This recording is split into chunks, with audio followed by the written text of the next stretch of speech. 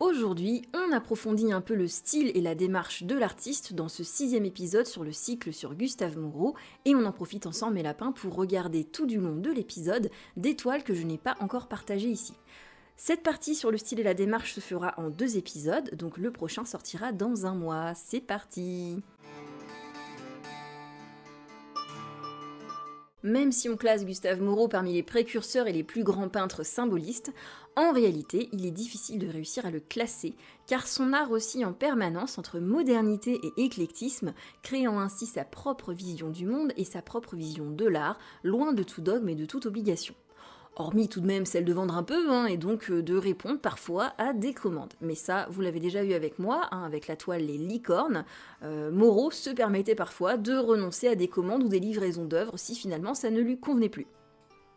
Alors je ne sais pas si vous le savez, mais en fait, ce qu'on entend par éclectisme en art au milieu du 19e siècle, c'est ce qui consiste en une volonté de régénérer les arts décoratifs en incitant les artistes à s'inspirer des styles du passé, de l'Antiquité à la fin du XVIIIe, et à regarder vers des horizons lointains comme le Moyen-Orient qui fascine à l'époque. Les artistes donc, ils en extraient des formes et des ornements qu'ils réinterprètent pour créer des œuvres nouvelles. Ce mélange de sources diverses, que l'on appelle donc l'éclectisme, irrigue toute la seconde moitié du 19e siècle, et il se développe dans ce climat d'émulation des expositions universelles qui pousse un petit peu tous les pays à inventer de nouveaux procédés industriels de création pour rivaliser entre eux. Donc, entendez par éclectisme, chez Gustave Moreau, son fameux syncrétisme dont on a déjà parlé et qui consiste chez lui à s'inspirer également des styles du passé, notamment de l'Antiquité, du Moyen-Âge, et à regarder et piocher dans d'autres cultures non européennes, également passées, également lointaines, comme avec ses emprunts à des esthétiques moyen-orientales, particulièrement byzantines, sumériennes et autres, et surtout à mélanger toutes ces références ensemble dans une même œuvre, tout en se permettant de réinterpréter à sa façon personnelle des mythes antiques ou des épisodes de la Bible connus, toujours sans respecter un dogme précis ou des codes de représentation établis et en se permettant une très très grande liberté par rapport à beaucoup d'artistes de son époque. Encore une fois donc, Moreau est totalement un homme de son temps, puisque il fait quand même partie des artistes qui utilisent l'éclectisme. D'ailleurs, en matière de sources d'éclectisme, le peintre possédait une bibliothèque composée de plusieurs milliers d'ouvrages de référence qu'il étudiait, décalquait, redessinait, pour pouvoir se les réapproprier et utiliser à sa guise. Alors, c'est un éclectisme donc qui est très très très documenté chez Moreau. Son syncrétisme, c'est vraiment très souvent des éléments qui existent déjà dans la vie, qui sont des découvertes archéologiques, etc. Mais Gustave Moreau, bien que totalement de son temps, donc avec sa formation académique, son attrait pour les peintres romantiques mais aussi italianisants, ne s'est pas contenté d'être un éclectique type de son époque, comme tant de ses confrères à succès qui se contentaient, eux, d'emprunter aux autres les éléments constitutifs d'un style absolument impersonnel. Pas du tout.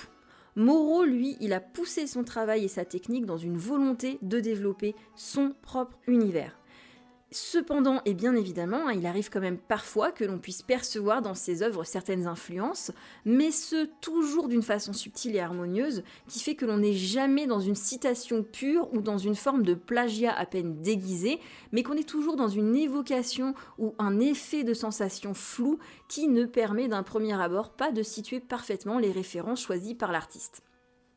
Autre source d'inspiration à citer dans son éclectisme, son symbolisme et son esthétique, il arrive souvent que dans ses personnages, dans ses toiles, on puisse reconnaître cette espèce de prototype physique d'Éphèbe à la Michel-Ange, et on peut aussi également citer notamment que l'on perçoit dans les paysages des fonds d'étoiles de Moreau une forte inspiration à la De Vinci, notamment dans les fonds bleutés, les effets de clair-obscur et cet aspect flou des arrière-plans et donc des paysages dans ces toiles.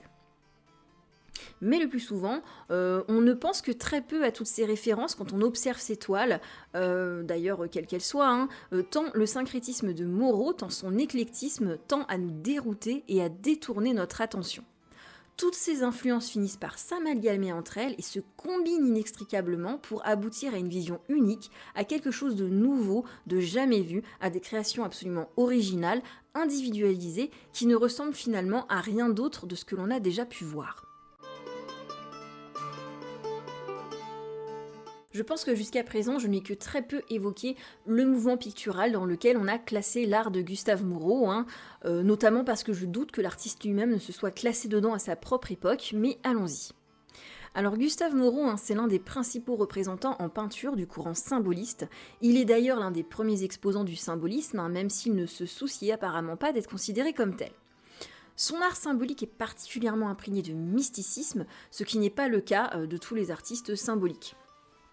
Son style se caractérise par son goût du détail ornemental, imprégné de motifs antiques et exotiques, et il est d'ailleurs connu pour un style visionnaire de peinture mythologique, mais aussi pour son imaginative peinture d'histoire.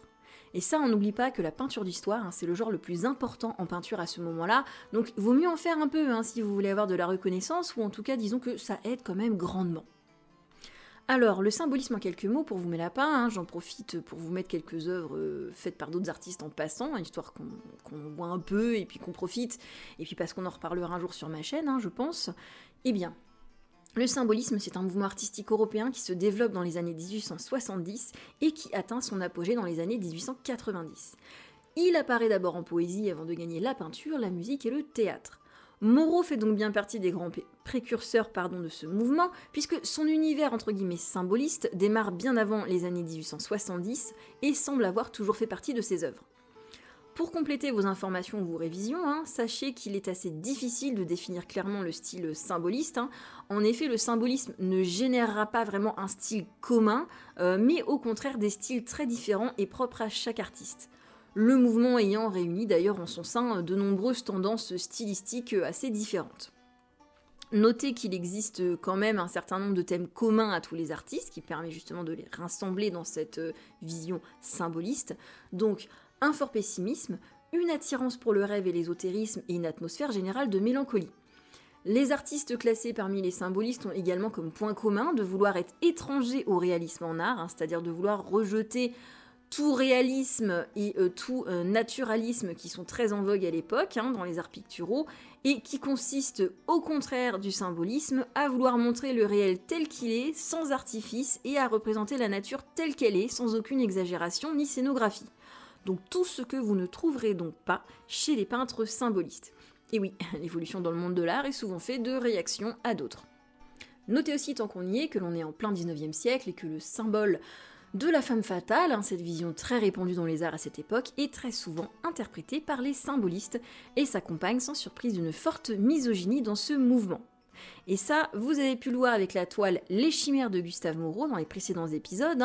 Moreau était un homme de son temps et n'échappait pas à cette vision de la femme de l'époque. Pour autant, il était également adepte de la dualité de cette époque, qui accompagne cette image de la femme fatale avec celle totalement opposée de sainte et de pureté, comme on a pu le voir justement dans la toile Les Licornes, allez voir l'épisode en question si ça n'est pas fait. La femme est donc sainte ou catin, pureté ou putréfaction et perdition de l'âme, symbole très apprécié par les symbolistes.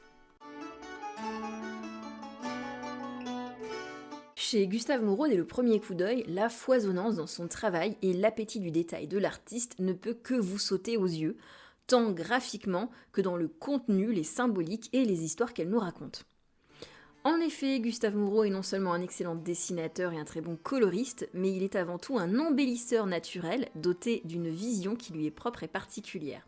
C'est un véritable orfèvre du détail qui a mis tout son talent au service du moindre centimètre carré de ses toiles et du moindre détail, tant sur les effets de texture, dans son talent à utiliser l'art de l'empattement pour créer des points d'accroche pour nos yeux, que dans la finesse du dessin, des traits, mais également dans son art de la juxtaposition, dans ses fins ornements tracés par-dessus les couleurs et les formes, nous permettant de libérer nos sens en créant cette finition luxueuse incrustée dans une harmonie parfaite. Chaque touche est à la bonne place, chaque élément et détail font sens, Moreau est un orfèvre du détail et de la juxtaposition, et c'est ainsi qu'il alimente son syncrétisme. Mais notez que cette foisonnance esthétique n'est également qu'un écho à la foisonnance de niveau de lecture dans ses œuvres, et que ce que vous avez pu voir avec mes vidéos sur la toile nommée Les Chimères, et aussi sur celle des Licornes encore une fois, est toujours valable dans les autres toiles. Et oui, il y a toujours moult niveaux de lecture dans les œuvres de Moreau. D'ailleurs, vous noterez vite que même lorsque l'artiste semble faire de simples illustrations de mythes célèbres ou de scènes bibliques, rien n'est jamais aussi simple, puisque Moreau semble s'amuser à entremêler références bibliques et païennes, imaginaires classiques et inspirations exotiques, nous poussant ainsi à le qualifier d'artiste mystique et de l'étrange. Et oui, son syncrétisme est un merveilleux bordel, mais si bien agencé que la cohérence est toujours présente. On l'a déjà dit, Gustave Moreau crée sa propre réalité, comme un monde ancien, impossible à dater avec certitude, et comme nous servons ainsi des petites tranches d'immortalité suspendues dans des temps immémoriaux. D'ailleurs, l'artiste était obsédé par l'idée de livrer des toiles dont les histoires semblaient indatables.